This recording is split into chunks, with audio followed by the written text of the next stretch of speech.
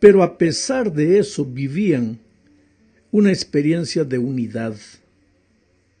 Ahora, lo que motivaba esa unidad era la presencia del Espíritu Santo y el cumplimiento de la misión. Si hoy nosotros queremos tener una iglesia unida, tenemos que clamar por el trabajo del Espíritu Santo y tenemos que comprometer a cada miembro en el cumplimiento de la misión.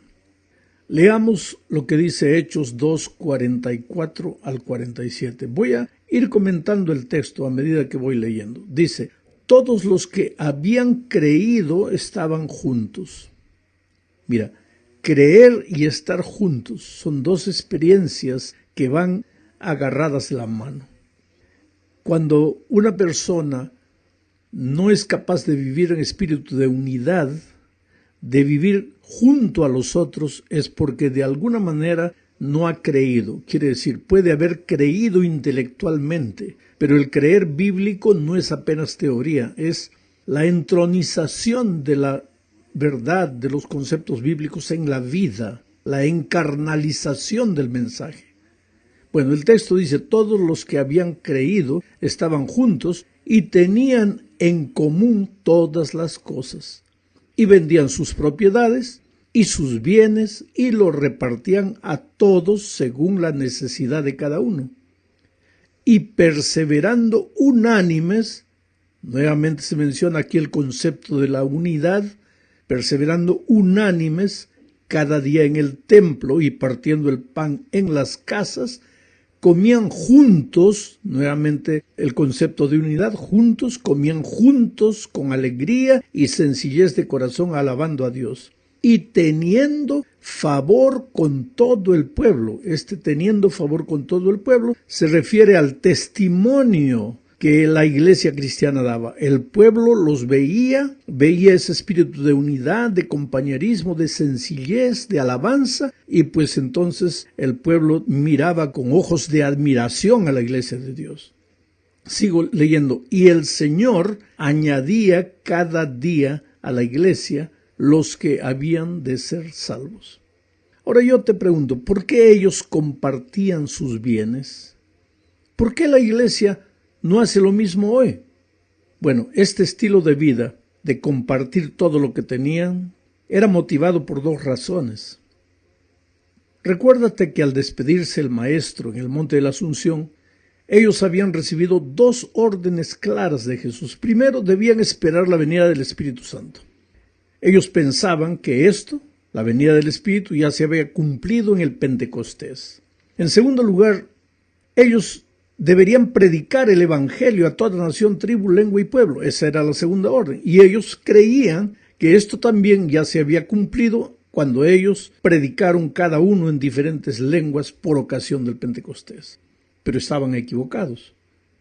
¿Por qué? Primero, porque la venida y el trabajo del Espíritu Santo no sería un evento que ocurriría en un determinado momento de la historia como en el Pentecostés, sino que sería una acción diaria en la vida de cada discípulo. El segundo error que ellos cometieron es que pensaban que ellos habían predicado el Evangelio en diferentes idiomas y con eso ya habían cumplido la predicación del Evangelio.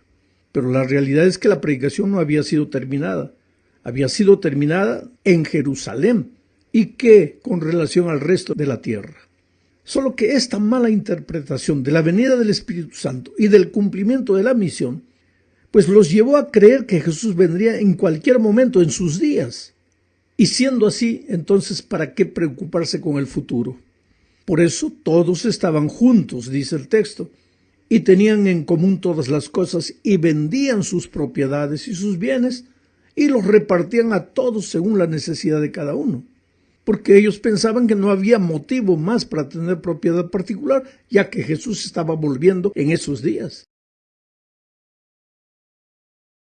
Sin embargo, querido, hay cosas que debemos aprender del estilo de vida de estos primeros cristianos.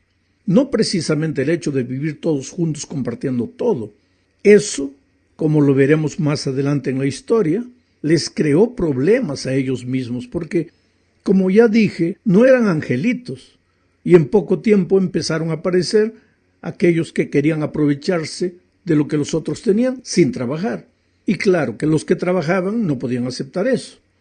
Pero bueno, a despecho de todo, me impresiona lo que dice: y perseverando unánimes cada día en el templo, y partiendo el pan en las casas, comían juntos con alegría y sencillez de corazón, alabando a Dios y teniendo favor con todo el pueblo. Y el Señor cada día añadía a la iglesia los que habían de ser salvos. Dos cosas: a pesar de los conflictos humanos, ellos eran hombres y mujeres sinceros que oraban. Y cuando la iglesia de Dios ora, pues suceden cosas maravillosas. Segundo, a pesar de sus diferencias humanas, ellos vivían en unidad y su testimonio era tan poderoso que el Señor añadía cada día a los que iban a ser salvos. Quiere decir, la multiplicación de los miembros en esos días no era el resultado apenas de las estrategias humanas, sino de la manera de vivir. Era el Señor que añadía los miembros. Hablemos ahora del milagro operado por Pedro y Juan. Esta es la segunda parte. La historia de este milagro está registrada en Hechos capítulo 3. ¿Sabes? Los capítulos 3 y 4 enfatizan el nombre de Jesús. En estos dos capítulos se menciona 7 veces la expresión en el nombre de Jesús. Es que los discípulos, los primeros cristianos, vivían para enaltecer el nombre de Jesús. Nadie buscaba su propia gloria. Jesús, Jesús, Jesús era el centro de todo. Ahora, esta semana en realidad no vamos a destacar el milagro relatado en el capítulo 3, sino el sermón que Pedro predicó después de realizar el milagro. Este es el segundo sermón de Pedro. El primero fue predicado por ocasión del Pentecostés.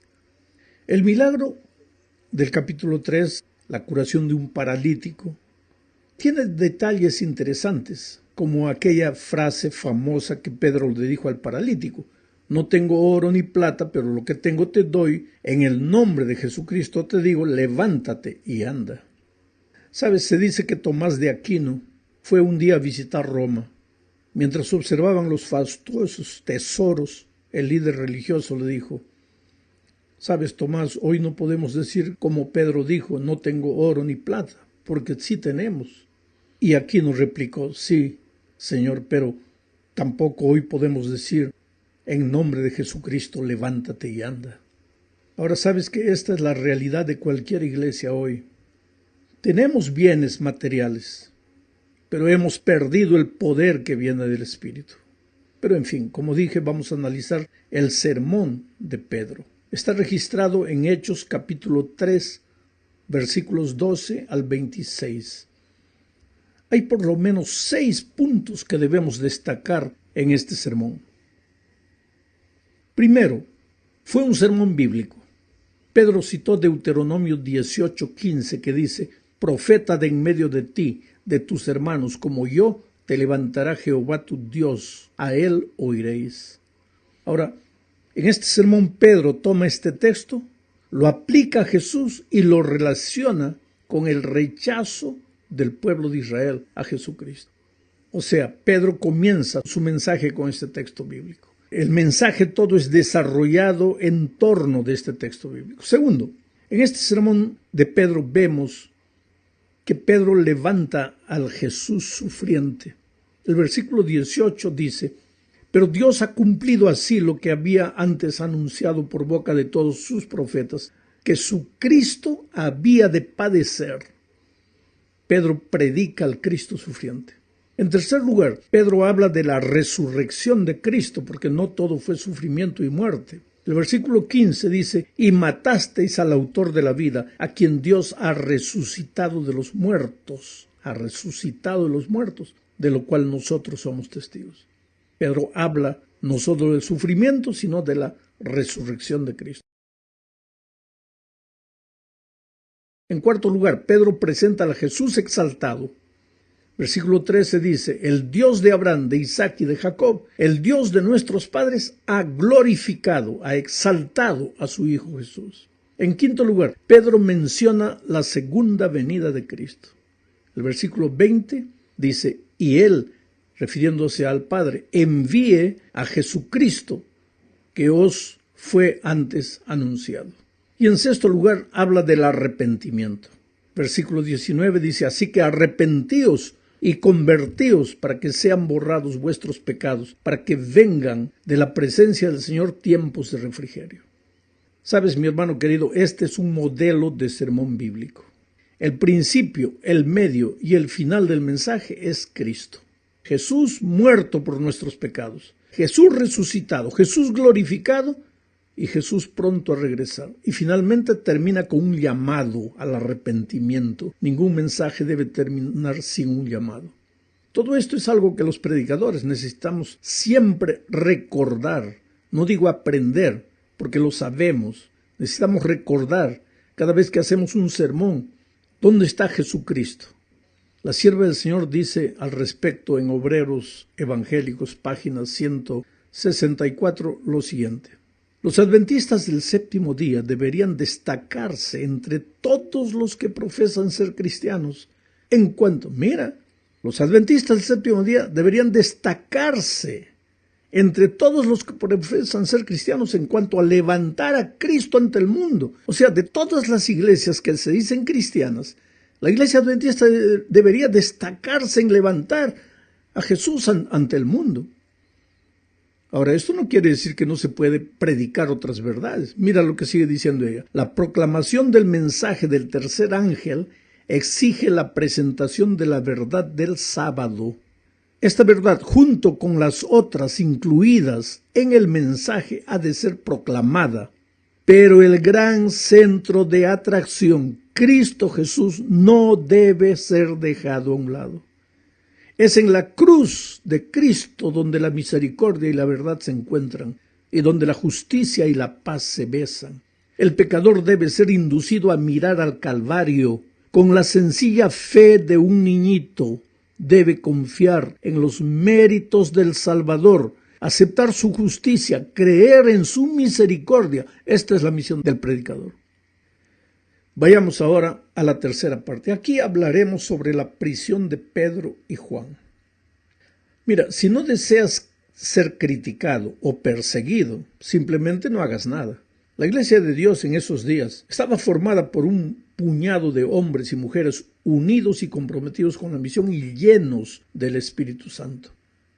Así llenos del Espíritu, pues hacían maravillas, y esto despertó la oposición de quienes ostentaban el poder. Si lees el capítulo 4 de Hechos, verás que los líderes judíos de aquellos días mandaron prender a Pedro y Juan, no por causa del milagro, sino del sermón que Pedro había predicado. El milagro era solo un pretexto. Explico. En aquellos tiempos, los líderes judíos eran mayormente saduceos. Los saduceos no aceptaban la resurrección, y como el centro del mensaje de Pedro había sido el Cristo resucitado, pues los saduceos se sintieron incomodados. Los saduceos eran religiosos, aristócratas, ricos, y mantenían posiciones de poder. Por ejemplo, el sumo sacerdote era saduceo. Ellos ocupaban la mayoría de los 70 lugares del concilio gobernante llamado el Sanedrín. Bueno, estos saduceos prendieron aquel día a Pedro y Juan, los encarcelaron y al siguiente los llevaron al concilio para acusarlos. El relato dice en Hechos 4, 7 al 12, lo que voy a leer. Y poniéndoles en medio les preguntaron, ¿con qué potestad o en qué nombre habéis hecho vosotros esto?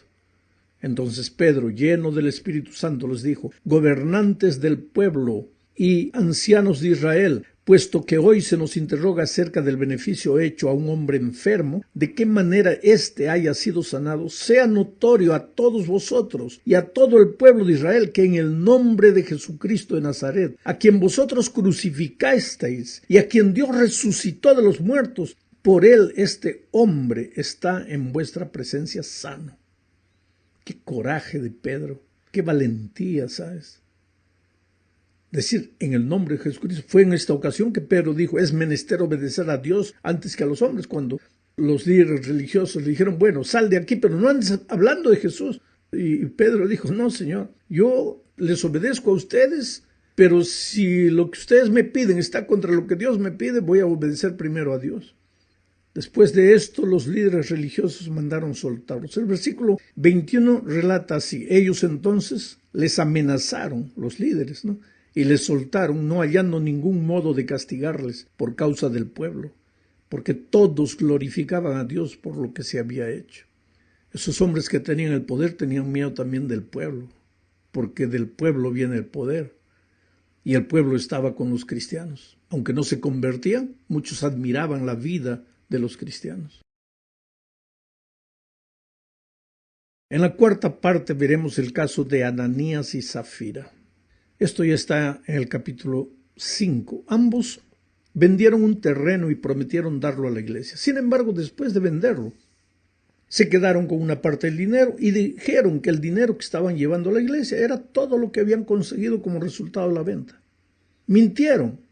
Ahora, no tenían por qué hacerlo, porque no era obligatorio dar todo lo que se tenía a la iglesia. Ellos prometieron porque quisieron, y después no fueron honestos con Dios, no llevaron todo. El resultado fue que ambos murieron como resultado de su deshonestidad, de su mentira. Ahora hay una cosa interesante. Ananías significa Dios es lleno de gracia, y Zafira significa bella. Sin embargo, ambos ignoraban que la santidad y la justicia son parte de la gracia. Gracia no es permisividad. Y ambos fueron manchados por la fealdad del pecado. ¿Por qué prometieron y después no cumplieron? No sabemos. La verdad es que ambos vivían de la apariencia. Cuando hicieron la promesa, seguramente que todos los admiraron y creyeron que si había una pareja generosa en la iglesia era aquella. Y eso les gustaba a Ananías y Zafira. Pero ellos ignoraban que Dios repudia el deseo de vivir solo de apariencias. ¿Recuerdas el caso de la maldición de la higuera que no tenía frutos? Jesús no maldijo aquella higuera porque no tenía frutos, sino porque no teniendo aparentaba tenerlos, estaba lleno de hojas. Ananías y Zafira tampoco murieron porque no dieron.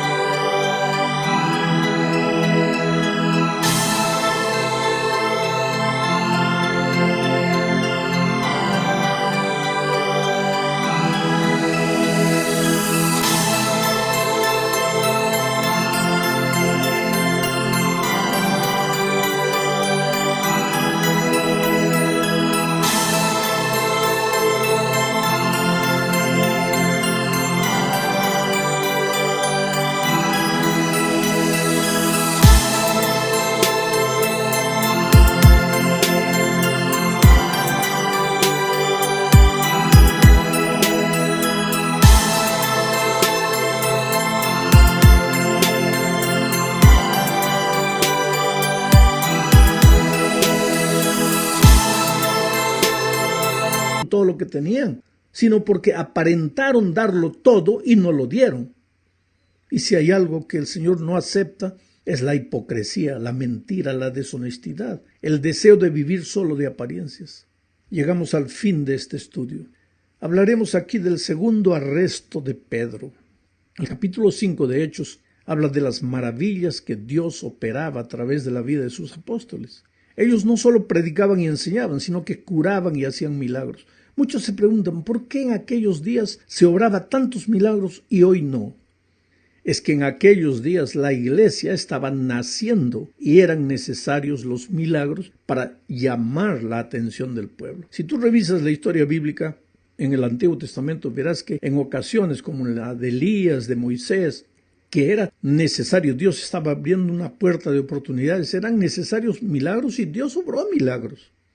Ahora la iglesia estaba naciendo, Dios obró milagros. Y yo tengo la seguridad que lo mismo va a suceder en los últimos días, porque para el pregón final del Evangelio, Dios va a hacer que su iglesia sea una iglesia de milagros. Hay que clamar por el Espíritu, por el poder del Espíritu, y hay que prepararnos para las grandes cosas que Dios está dispuesto a hacer en su iglesia.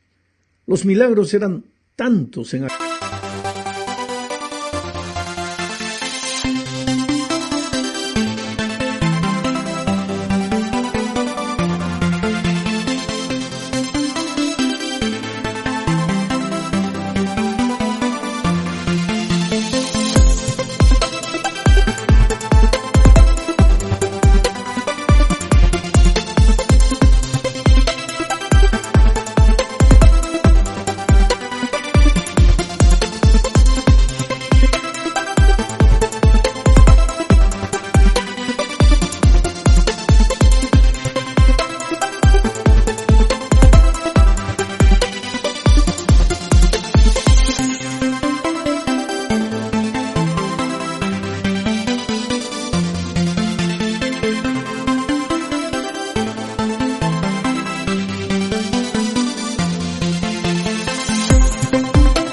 aquellos días de los apóstoles, que la gente creía que hasta la sombra de Pedro tenía la capacidad de curar. No es que la sombra de Pedro curaba, la gente creía. Miles se convertían, y esto preocupó pues a los líderes judíos, y volvieron a prender a Pedro y a sus compañeros. Pero esa misma noche, el ángel del Señor los libró, y les dio la orden de predicar a la mañana siguiente en la puerta del templo. Al día siguiente, el concilio se reunió para juzgar a los apóstoles, pero cuando mandaron traer a los presos, descubrieron que ellos ya no estaban en la cárcel. Entonces alguien dijo, no, ellos están en el templo predicando, y los líderes volvieron a hacerlos traer. No sabían qué hacer con los apóstoles. Las cosas escapaban del control de la mano de los líderes. Los apóstoles argumentaban que era necesario obedecer a Dios antes que a los hombres. Ahí surge la persona extraordinaria de Gamaliel. Gamaliel fue maestro de Pablo, un tremendo consejero. Y él comenzó a contar un poco la historia. Dice, a lo largo de la historia mucha gente se ha levantado, rebeldes, y han desaparecido de la manera que se han levantado. Y dio un consejo, no se asusten. Si estos hombres vienen de Dios, pues ¿quién los va a detener? ¿Quién va a luchar contra Dios? Pero si no son de Dios, el tiempo los va a desaparecer.